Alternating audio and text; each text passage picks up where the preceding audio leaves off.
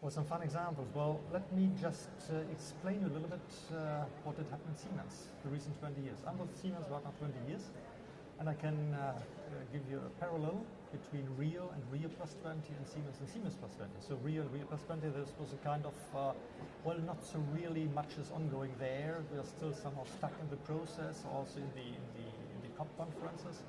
But if I'm looking backwards, when I did start my career at Siemens, we were still heavily involved in nuclear power. We've been famous for building huge steam power plants, so coal-fired steam power plants. We've been in telecommunication. And if you're looking now at Siemens, what did happen? There is no more nuclear power at Siemens. Steam power plants is a kind of model that's quite old, but we are the world's leader in offshore wind. We have one of the most efficient gas turbines of the world with an efficiency more than 60%, 61%. I think this is outstanding. And if I'm just recalling, if I had told my first speech there at Siemens with my former boss, if I told him that we are going to have a windmill that's of the height of the Dome of Cologne, delivering 6 megawatts and standing in the middle of the North Sea offshore operation, extremely reliable, I think he would have looked at me and said, Kersten, dear friend, this was nice talking to you, but you should better become author of science fiction literature, not engineer at Siemens. But this is right now its reality. And I think this is fantastic to see, not only for an engineer like I am, but to see which opportunities we do have and how the technology really did develop. It was leapfrogging. Things that were years ago just pure science fiction. Nobody did believe in it, and right now it's reality. And by the way, if you're looking at these fantastic achievements, one, for example, the gas turbine is the weight of a jumbo jet of a 747. So it's really huge technology, and it's helping us. So it's high tech, helping the environment, and well, this is one of the reasons why we are being called the green leader. I mean, the fact that you started working 20 years ago, the same time as Rio, the first Rio summit. Yeah. How closely do you keep an eye on what's going on the COPs and the science and the technology that emanates, that comes out of these conferences? Are you working side by side? Are you working independently? Do you keep half an eye on what goes on at the COPs? I mean, how does it work? Well, for us it's quite important to keep an eye on it. So we are present at almost every COP in the recent years at least, since we are really focusing on these initiatives. For us it's very important to spread out good news, to tell the people that climate change or the necessity in saving CO2 or greenhouse gas, reduce it, that it is possible.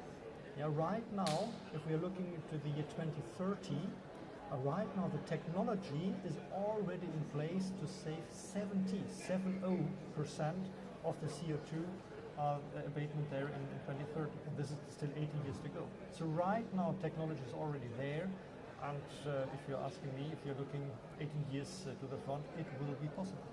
We are also here not because we are just believing in the big processes here in the big conferences. I think this is sometimes quite humble, maybe sometimes a little frustrating, but we do think that our presence here can also inspire people to see that it is possible, to encourage people.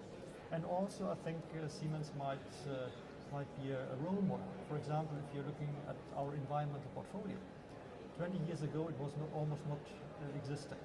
Right now it's 42% of our revenues. It's more than 33 billion euros per year what we are generating with the environmental portfolio. So energy efficient solution, renewable energy, and clean tech.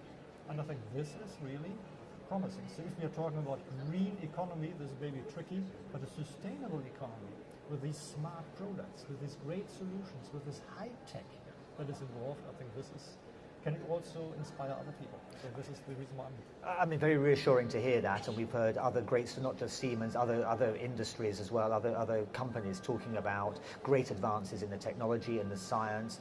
Do you sometimes feel that the science is advancing extremely fast, as I say, very reassuring, but the politics sometimes lags a little bit behind?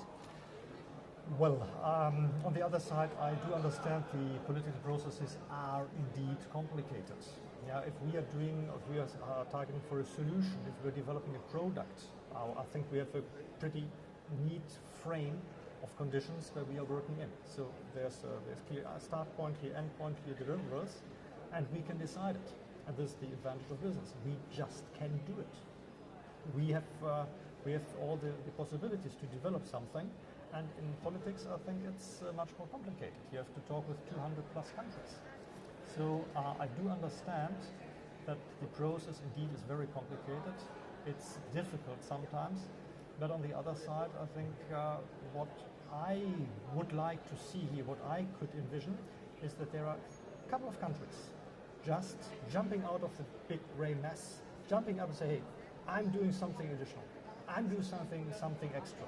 I go the extra mile right now. I also would like to be a role model for other countries by setting greenhouse gas targets, by encouraging energy efficiency to force or to encourage also the local industry, the households, transportations to save energy.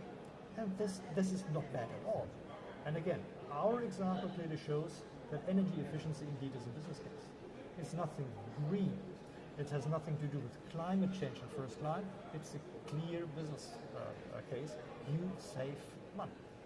If we don't have a couple of countries jumping up to be role models in the near future, what would Siemens like out of COP18 to make your life easier in a way, to allow you to develop and to sell your green technology in a more equitable and in a better environment? I think first of all, I'm convinced that there will be some governments really taking these positions, as it's already happening. South Korea and Denmark and also Germany. I think this is pretty bold what they are doing. UK,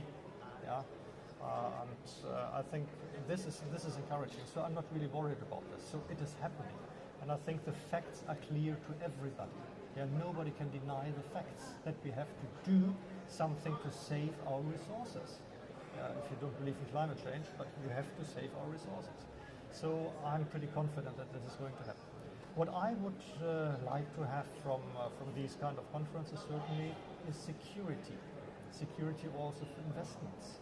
Sometimes the environment appears to be a little bit volatile. Today it's this way, today the other way. They are changing stuff. So a real continuity, this doesn't harm at all. To continue the kind of Kyoto Protocol, for example, to make something similar, or in addition, to concentrate on carbon trading, or to make this green fund making alive, making it happen. This would give security also for investors. Security also attracts clearly capital. And capital is always pretty good if it's well spent in the right direction.